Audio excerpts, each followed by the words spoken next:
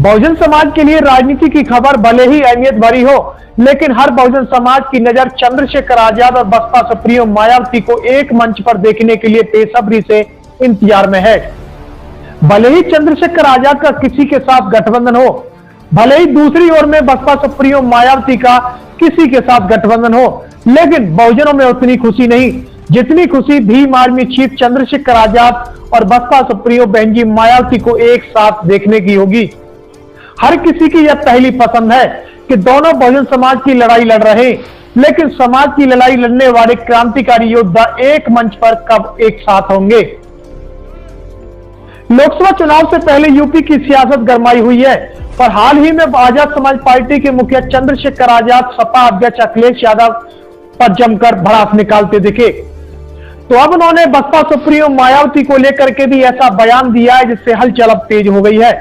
चंद्रशेखर आजाद ने बसपा सुप्रीमो बहनजी मायावती की तरफ बिना नाम लिए कहा कि विपक्षी दलों के गठबंधन को लेकर कहा कि मैंने पहले ही कहा कि अगर हम साथ नहीं रहे तो इसका परिणाम यूपी की जनता को भुगतना पड़ सकता है।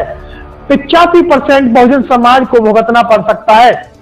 बीजेपी की तैयारी मजबूत होती जा रही है और इसलिए हमने पहले ही अपनी तैयारियां तेज कर दी है, लेकिन गठबंधन में कुछ भी फाइनल नहीं हो पाया। इसी बीच में एक बात स्पष्ट है कि बीजेपी फिर से सत्ता में आई तो दलितों, गरीबों और अल्पसंख्यकों को नुकसान का सामना करना पड़ सकता है। देश भर में दलित और मुस्लिमों पर अत्याचार का कहर बढ़ता जा रहा है। उत्तर प्रदेश की नगीना सीट पर चंद्रशेखर आजाद डेरा डाले हुए हैं और इसलिए उन्होंने अपने बलबूते पर वहां तैयारियां तेज कर दी हैं। चंद्रशेखर आजाद पिछले 1.5 साल से तैयारियों में लगे हुए हैं। नगीना सीट पर चंद्रशेखर आजाद को दलित, किसान और मुस्लिम समाज के साथ साथ में तमाम संगठनों का भी समर्थन मिल रहा है। चंद्रशेखर आजाद ने कहा है कि गठबंधन के साथियों ने ठान लिया है कि मुझे रोकना है, आगे जनता तय करेगी। बसपा सुप्रीमो मायावती को लेकर चंद्रशेखर आजाद ने कहा कि बहन जी मायावती का सहयोग मुझे हमेशा मिलता रहा है और इस बार भी जरूर मिलेगा और अब हम सीटों पर नहीं लड़ रहे। चंद्रशेखर आजाद ने कहा है कि गठबंधन के साथी मुझे रोकना चाहते हैं, आगे जनता तय करेगी। दूसरी ओर में बसपा सुप्रीमो मायावती को लेकर चंद्रशेखर आजाद ने बयान देकर सियासत में हलचल मचा दी है। उन्होंने कहा है कि बहन जी मायावती का सहयोग मुझे हमेशा मिलता रहा है और इस बार भी जरूर मिलेगा। हम सभी सीटों पर नहीं लड़ रहे, हमने अपने आंदोलन को मजबूत बनाने के लिए नगीना को चुना है। पिछले दरवाजे यानी कि बसपा सुप्रीमो मायावती जी उनको आशीर्वाद देती हैं। उनका यह कहना है, वह भी समझिए कि अब इस आंदोलन को ऐसे व्यक्ति की जरूरत है जो निडर होकर जनता की आवाज को उठाए। Bhim army chief advocate Chandrashekhar Azad ने आकाश आनंद को मिली सुरक्षा को लेकर के भी कहा है कि उनकी सुरक्षा होनी चाहिए।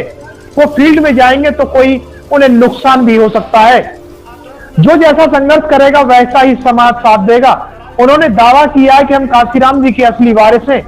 चंद्रशेखर आजाद ने कहा है कि हम एक सीट पर चुनावी लड़ाई लड़ेंगे ताकि संसद में गरीबों और दलितों की आवाज बन सके। लोगों के निडर और न डरने वाले नेता चाहिए।